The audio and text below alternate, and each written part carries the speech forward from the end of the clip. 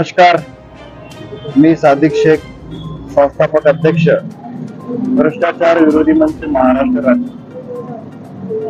मी या ठिकाणी जिल्हा परिषद पूनम गेट या ठिकाणी आंदोलनासाठी बसलेलो आहे। गेल्या 7 दिवसापासून या ठिकाणी मी आंदोलन करत आहे। माझ्या आंदोलनाचा आज 7वा दिवस आहे। या आंदोलनाची माझी प्रमुख मागणी अशी आहे की Mahatma Basaveshwar blood bank, Akshay blood bank, Siddheshwar blood bank, Medicare blood bank, Shivshambhu blood bank व तसेच अथर ब्लड बँक या सर्व ब्लड बँकांची चौकशी करून यांच्यावर कारवाई करा म्हणून मी गेल्या अनेक दिवसापासून प्रशासनाकडे पाठपुरावा केला आहे। परंतु या ठिकाणी आजपर्यंत या ब्लड बँकावर कुठलीही कारवाई झालेली नाही। आपल्याला सांगू इच्छितो की हे ब्लड बँकाने आजपर्यंत जेवढे कॅम्प घेतलेले आहे त्या ठिकाणी आमिष दाखवून भेटवस्तू देऊन हे ब्लड रक्त संकलन करण्याचं काम हे ब्लड बँकवाले करत आहे। तुम्ही त्या ब्लड बँकांच्या रक्तदान शिबिरामध्ये जाऊन बघितला तर अनेक ब्लड बँकाच्या वतीने अनेक शिबिरामध्ये जे रक्तदाता आहे त्याचा HB चेक करत नाही, त्याचा BP चेक करत नाही, त्याचा वजन चेक करत नाही, रक्तदात्याची हिस्ट्री देखील पूर्णपणे त्या ठिकाणी असतात। फॉर्म भरून घेत नाही, अनेक ठिकाणी फॉर्म भरून घेत आहे परंतु अपूर्व फॉर्म भरून घेत आहे।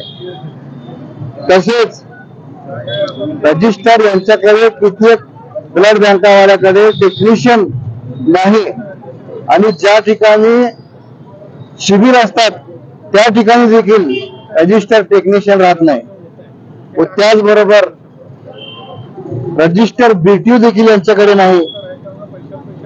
आणि त्याचबरोबर या शिबिरामध्ये ब्लडची जे क्वांटिटी आहे ते 350 ml घेण्याची अनिवार्य आहे, परंतु तुम्हाला न सांगता अनेक रक्तदात्याकडून 500 किंवा 600 किंवा 700 ml ब्लड घेऊन अशा पद्धतीने हे ब्लड बँकावाल्यांचा जे आहे या ठिकाणी काम सुरू आहे।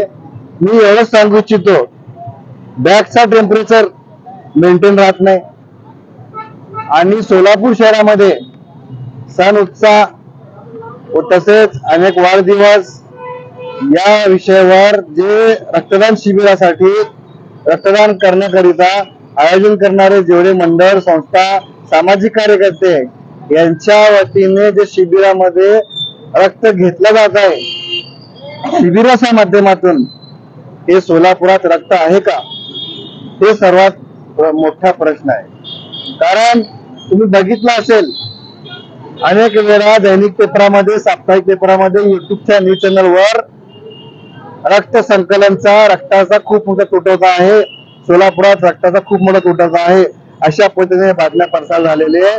परंतु आज तुम्हाला सांगू इच्छितो, जे ब्लड बँकाने शिबिरामध्ये ब्लड घेतलेला आहे ते कर्नाटकच्या गुलबर्गामध्ये, शमशाबाद, हैदराबाद या ठिकाणी ते रक्त तस्करी करत आहे। या ब्लड बँकाचे ऑडिट रिपोर्ट तपासा, यांच्याकडे किती रक्तदान झालेले, रक्तदान शिबिरामध्ये किती लोकांनी रक्त केलेलं आहे यांच्याकडे रेकॉर्ड आहे का बघा।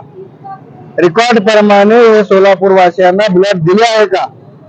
आज ब्लड बँकाची शिबिर झाली, कुठल्या तरी सामाजिक कार्यकर्त्यांनी, मंडळाने सण उत्सवानिमित्त रक्तदान शिबिर घेतला, आज रक्तदान शिबिर झाली तर 4 दिवसानंतर तुम्ही त्या बँकामध्ये जाऊन तपासा, यांच्याकडे रक्त असत नाही। 6 किंवा 10 यांच्याकडे रक्ताचे पाऊच असतात। आलेला रक्त गेला कुठं? गुलबर्गाला, शमशाबादला, पुण्याला। अशा पद्धतीने गरीब लोकांचा रक्त घेऊन रक्तदान शिबिरच्या माध्यमातून लाखो रुपयाचा भ्रष्टाचार या ठिकाणी होत आहे। याची चौकशी करा म्हणून मी मागणी केलेली आहे।